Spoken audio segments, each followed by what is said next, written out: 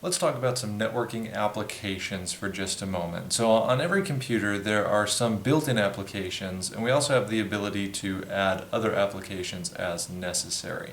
So let's talk about some of the built-in applications first. The most common one is going to be ping. Ping is a tool for testing point-to-point connectivity. So I can type into a command line something like ping www.google.com, and it will go ahead and test the point-to-point connectivity of Google. So you can see here I've run my ping on www.google.com. The first thing that happened is that the computer used DNS, or the domain name service, in order to translate www.google.com to an IP address, in this case 216.58.192.228. Now once it resolved that IP address, it's going to send out a series of ICMP packets, Internet Control Message Protocol, specifically ICMP echo requests. And it sends that echo request out to Google 4 times. And you can see the statistics here. We got 4 responses. Took 8 or 9 milliseconds in order to get that response. And there's a TTL, a time to live, of 56. Now all of this can be very useful for diagnosing issues with networking problems. Maybe we have internet, but things just aren't working quite right.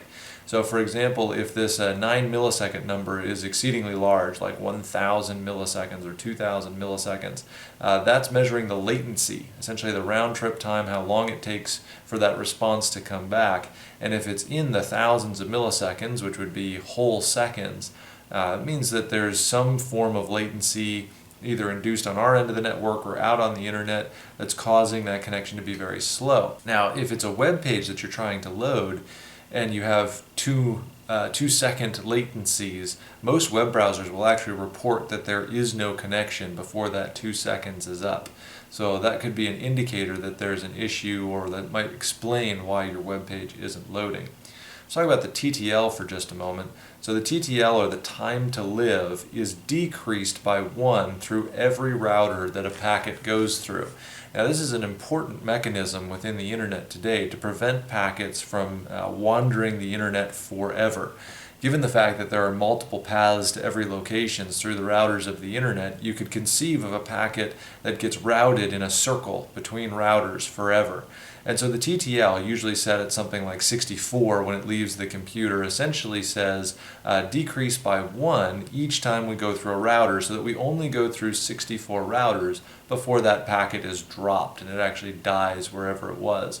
So the TTL of 56 is telling me that I've passed through 7 or 8 routers between myself and getting to Google. Finally, there's some package statistics here that just show that 4 were sent, 4 were received, none were lost.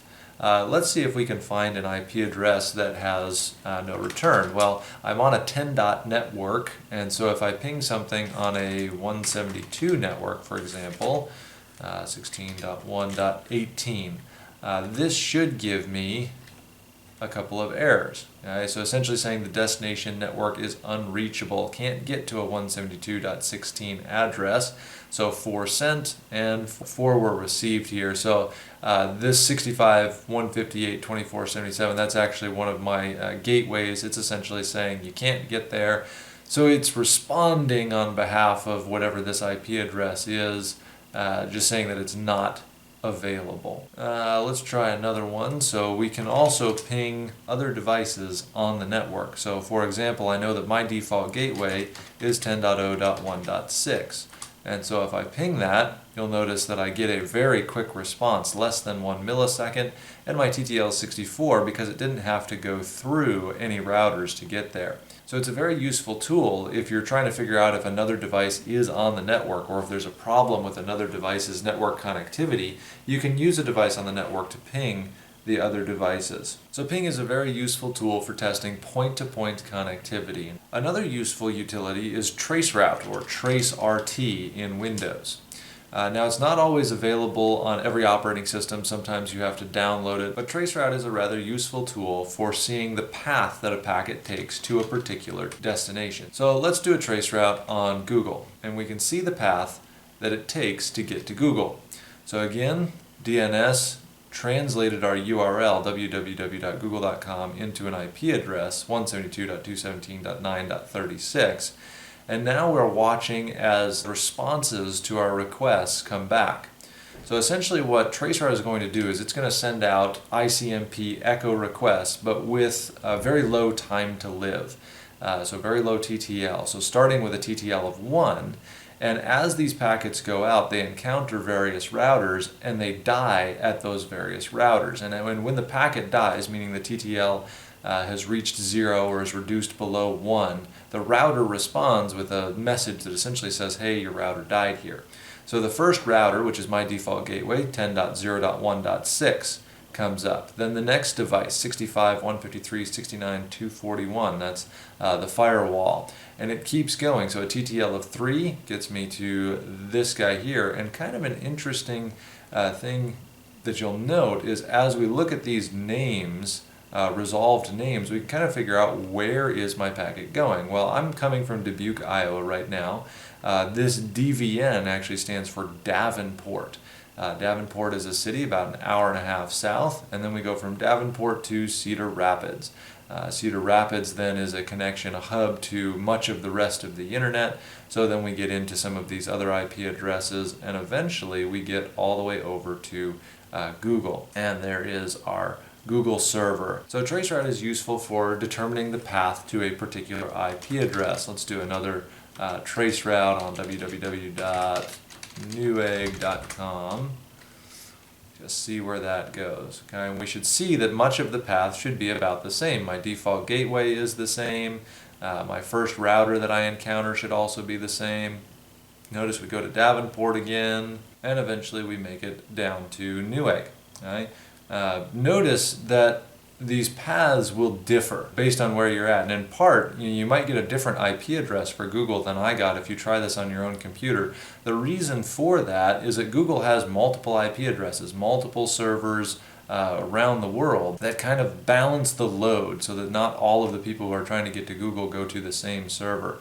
So they're going to be balanced across a variety of geographic locations, and my route to get there might differ each time. Let's just try pinging Google again and see if we get the same IP address. So you'll notice I got a different IP address when I tried pinging Google than when I did my traceroute. And if I do a traceroute on Google, I got a slightly different IP address, and it took a slightly different path. It went from 108 to 209 rather than from 108 to 72.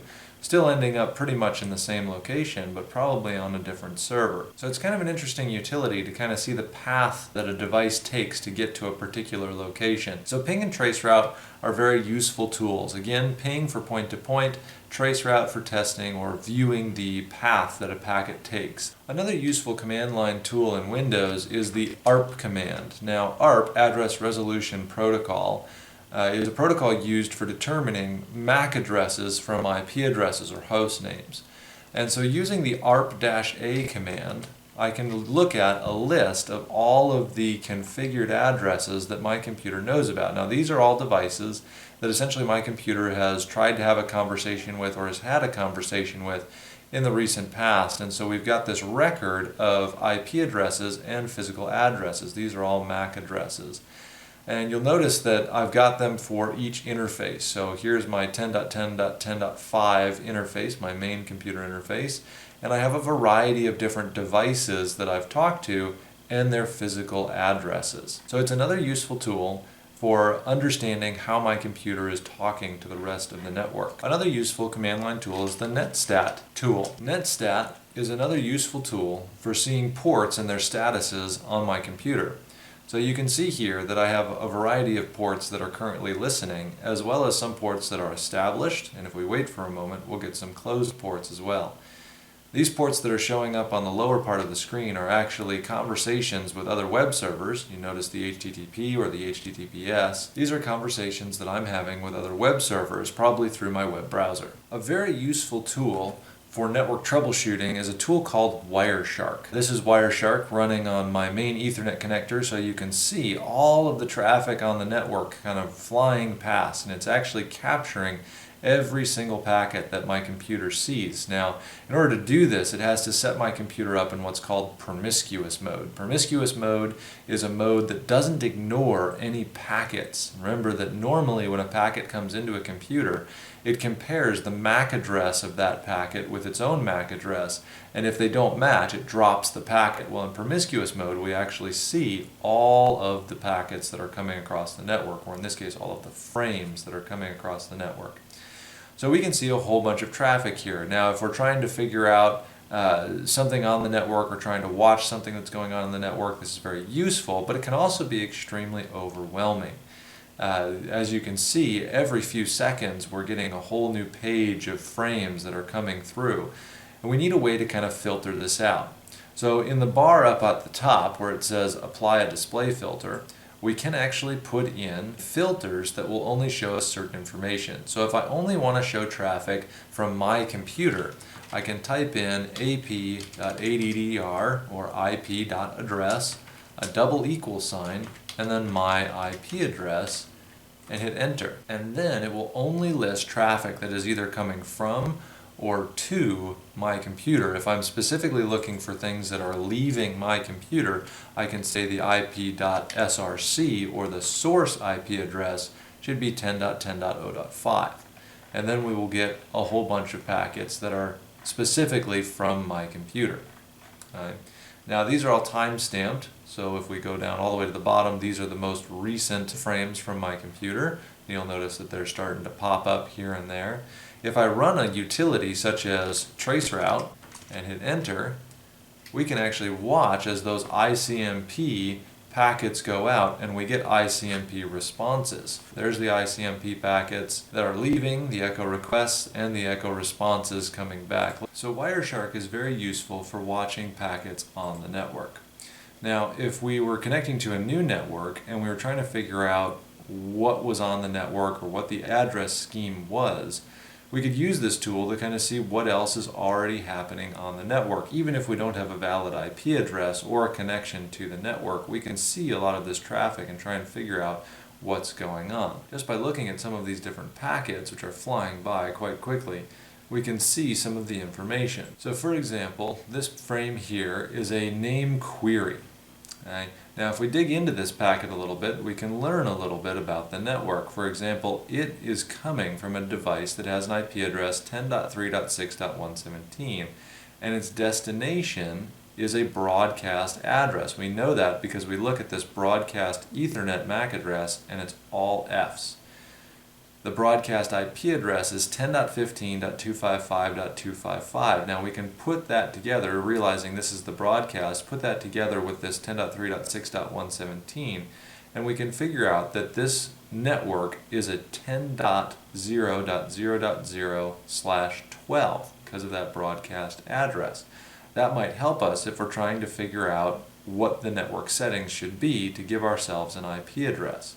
We may also be able to figure out who the default gateway is. These who has packets are all ARP requests, or address resolution protocol requests. And notice again, they're sent to the broadcast address, but they're just a frame. They don't actually have an IP address in their header. It's often going to be common for computers to be looking for the default gateway with ARP requests so that they can get a connection out to the internet. We can also look for DNS queries, like this frame here, to figure out what the DNS server for the network is. In this case, my computer is actually looking at 1.1.1.1 for a DNS request to this particular address. There's also a DNS response, a domain name system response, that we can see comes back with a particular answer. So you'll notice it's come back with an IP address for that particular URL. So Wireshark can be very useful for learning a lot about how things are being passed on the network as well as determining network settings. nMap is a very neat tool for discovering information about devices on the network. You can discover things like what operating system is running, what ports are open, what services are running, etc. I'm just going to run a quick scan on a portion of the network just to see if I can determine which devices are actually up and responding. So I've set a network range here, which looks kind of funny. It's a 10.0, 2 to 3, 1 to 200. What this is essentially saying is scan every device from 10.0.2.1 to 10.0.3.200. And it's going to do just a simple ping scan to see if any of those devices are up. And as you can see, it comes back with a variety of devices that are in fact up and running. And if I were to go through each of these IP addresses, I could determine something about them. So the ping scan, for example, tells me what the manufacturer of the device is. If I want more information, I can run a different kind of scan, like this Quick Scan Plus, which will also do operating system detection. As I do each of these scans, you'll notice that I get a list of IP addresses off to the side, or in other words, hosts that have been identified. Some of them have names, some of them are just IP addresses. The scan results show us ports that are open on each of the different devices, and we'll try and make a guess at the operating system based on which ports are open, which ports are closed, or how a particular system responds. Over on the left side in our list of devices, you'll notice that it's placed the icons with an icon indicating what type of operating system each of the different devices is. If I look at the host details section, I can learn a little bit more about what each of these devices are. If I look at the topology tab, I will see all the devices in relation to me. Now, because all of the devices that I scanned are on my local network, they're all one hop away from me, which is kind of boring. But let's do some trace routes of something that's a little bit further away. So here I have done a variety of different trace route scans of web addresses, and you'll notice that I was able to put in URLs rather than IP addresses, and those resolve out to IP addresses. So in doing this quick trace route to a variety of different sources, I was able to map out my path to all of these different websites and where they live. So you'll notice I'm here at the center, and for the most part the first few hops are identical, getting out to each of these different websites. But then the path that they take varies dramatically beyond that. Well, I hope you've enjoyed this brief introduction to ping, traceroute, ARP, netstat, wireshark, and nMap. These tools can be very useful for determining issues on the network, as well as for scanning and enumerating other systems.